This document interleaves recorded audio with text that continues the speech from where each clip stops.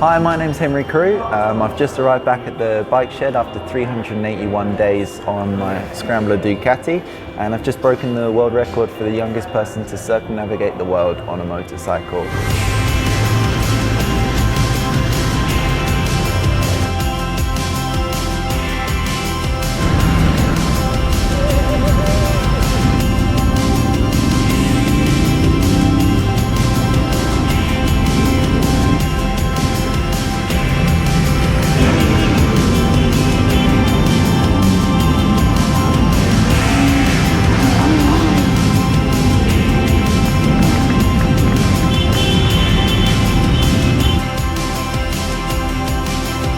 So without further ado, let's just take a moment to congratulate this young man, Henry Crew, who at 23 years old has just broken the world record.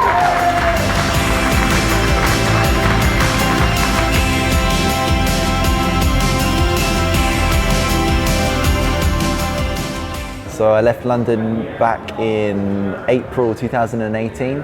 Rode across Europe through Russia, Kazakhstan, Azerbaijan, Iran, Pakistan, all Asia, Southeast Asia, across Australia, up from South America to North America, bounced around in America for a little while, and then shipped out to Lisbon. Rode through Europe, and had a bunch of guys join me today, which was really great for my last few miles in a 50,000 plus mile adventure. Some of the highlights so far: I've ridden the highest roads in the world in the Himalayas. Riding on beaches in Australia was really great.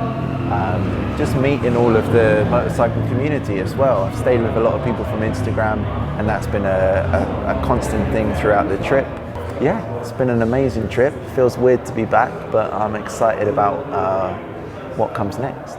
So I've been through about 8 or 9 sets of tyres on the trip. I've changed it up a little bit from road tyres at some points, fully off-road tyres at others.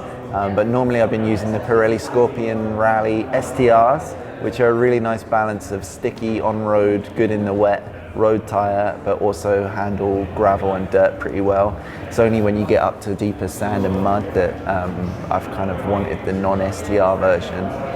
But yeah, quite a lot of tyres. A lot of people ask me why I didn't do this on a big 1200 GS or something.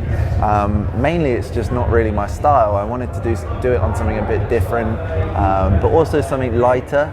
I don't really need a 1200cc engine. This will handle highway speeds with no problems, but I can also pick it up on my own and thrash it off-road, and it's a good balanced motorbike. It's a nice middle point between a road bike and an off-road bike as well. It's taken a whole lot of abuse and just started first time every day, but also it's great fun to fang it around the corners. So it's kind of ticked all the boxes for me. I don't really think that you have to have a GS just because Charlie and Ewan did a round the world trip on it 15 years ago. And when you put it into comparison, their trip was 4 months and I think about 17,000 miles. This bike's done 12 and a half months, and I think the clock's on 84,000 kilometers at the moment. So about 3 or 4 times bigger than that GS did. And yeah, it's still swinging. I think it's a weird one because people know Ducati and they know it as red sports bike. So when I rock up, they're like, "Oh, what's this?" And Ducati, what Ducati model is this? And they're normally really intrigued and really excited by it. It's not your typical Ducati, I guess, but it does get a lot of attention, and a lot of attention from different markets as well. I think there's only one real point where I've thought maybe I don't want to do this anymore, and that was when I went to Chile from Australia. It was just such a contrast from the easy, fun time I was having in Australia, and then suddenly everything was difficult again.